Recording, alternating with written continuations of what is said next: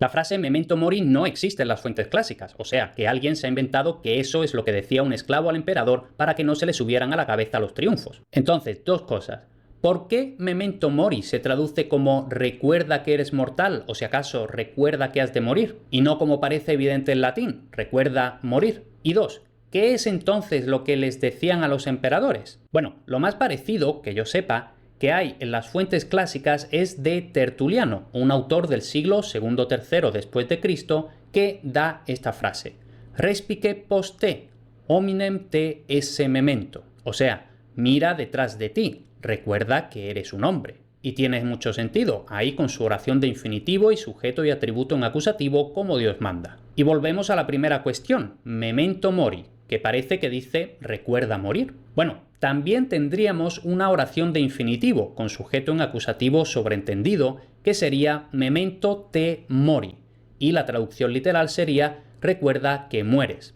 Entonces ahí el infinitivo en latín está usado de forma, digamos, atemporal, o sea, no mueres ahora, ni siquiera se dice que morirás en el futuro, simplemente que mueres, es decir, que tienes la capacidad de morir, o sea, parafraseando un poco, recuerda que eres mortal. ¿Qué significa Deus ex machina? Que seguro que lo habéis oído o leído por ahí. Literalmente es un dios desde la máquina, pero claro, ¿qué significa eso? Damos un ejemplo y luego explicamos en latín. Todos hemos visto películas en que todo parece perdido y, de repente, como de la nada, aparece la salvación totalmente inesperada. Estamos rodeados y de pronto aparece la caballería aliada en el horizonte. Bueno, pues en resumen, eso es un Deus ex machina. Ahora, ¿por qué un dios desde la máquina? En latín y en griego, máquina se refería a una especie de grúa con la que un actor de teatro podía aparecer como de la nada, volando, como si fuera un dios. Y no siempre era literalmente un dios, pero la cosa es que el Deus ex machina podía usarse para solucionar una situación que, digamos,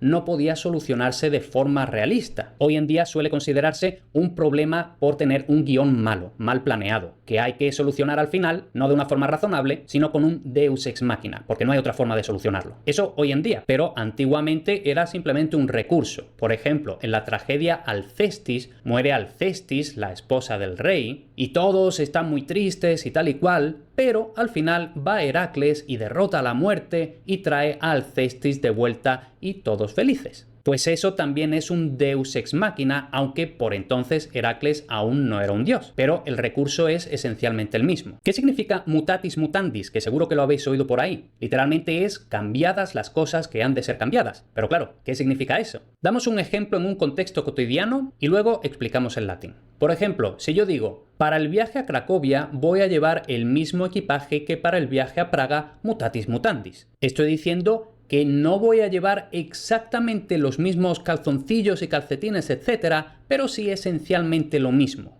Ahora, tenemos ahí dos formas del mismo verbo, del latín mutare, que es lo que da el español mudar, o sea, cambiar. Primero tenemos un ablativo absoluto con mutatis como el típico participio que lo forma, y luego mutandis es un participio de futuro pasivo también en plural, las cosas que han de ser cambiadas. Igual que Amanda es literalmente la que ha de ser amada y agenda es las cosas que han de ser hechas. A buen entendedor, pocas palabras bastan. O, como decía aquel, en la dueña pequeña yace muy gran amor. Pocas palabras cumplen al buen entendedor. Bueno, ¿y cómo se diría en latín? Quizá os suena haberlo leído por ahí. Intelligenti pauca, que técnicamente debería ser intelligenti pauca, pero bueno. Vamos a explicar el latín. Intelligenti es literalmente al que entiende, participio de presente en dativo. Pauca es plural neutro que podemos traducir por pocas cosas o incluso por simplemente poco. Y nos falta un verbo que sería sufficiunt,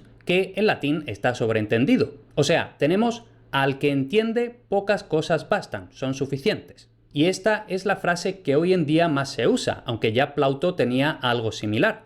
Dictum sapientis sat est. Para el sapiente, para el que sabe, suficiente es una palabra. Ya sé que quienes veis mis vídeos sois gente muy lista, pero estoy bastante seguro de que hasta vosotros os equivocáis de vez en cuando. Yo al menos sí que me equivoco, o al menos tengo algún lapsus que otro. ¿Y qué podemos decir cuando nos pasa? Porque lo primero es reconocerlo, claro, pero si puede hacerse con elegancia, aún mejor. Entonces ahí va una frase de la famosa arte poética de Horacio. Quandoque bonus dormitat Homerus. O sea, parafraseando un poco, hasta el bueno de Homero de vez en cuando da una cabezada, se despista. O en versión más castiza, el que tiene boca se equivoca. ¿Por qué se dice magnum opus, obra maestra en español, literalmente gran obra, y no magnum opum o magnus opus? Sí, está claro que el adjetivo magnum va con el sustantivo opus. Tiene una explicación. Magnum está en género neutro y opus, aunque termine en us, que casi siempre es masculino, es uno de los sustantivos neutros de la tercera declinación del tipo opus operis, corpus corporis, tempus temporis, vulnus vulneris, etc. Siempre con ese soniquete de us oris o us eris. Y no nos vamos a ir sin este datazo, aunque la pregunta original ya estaría. Quizá os suena que existe la palabra huevos en español sin H y con B, pues viene precisamente de opus en su significado de necesidad. Aquí hay bastante tela que cortar entre este huevos y huevo con H y con V. Si tenéis 10 minutillos, tengo un videaco en YouTube, pacus.es/huevo. ¿Qué significa ceteris paribus? Que seguro que lo habéis oído por ahí. Literalmente es las demás cosas siendo iguales. Pero claro, ¿qué significa eso? Damos un ejemplo en un contexto cotidiano, no formal, leyes y tal, y luego explicamos el latín. Por ejemplo, si yo digo, si comes menos bollería, ceteris paribus,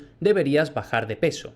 Lo que estoy diciendo es que bajarás de peso si comes menos bollería y dando por supuesto que las demás condiciones van a seguir siendo las mismas. O sea, que aparte de la bollería sigues comiendo lo mismo, en las mismas porciones, que sigues haciendo la misma actividad física, etc. Y ahora vamos al latín. Tenemos dos palabras. Paribus, de donde viene par, con el sentido de igual, como cuando se dice que algo es sin par, o sea, sin igual.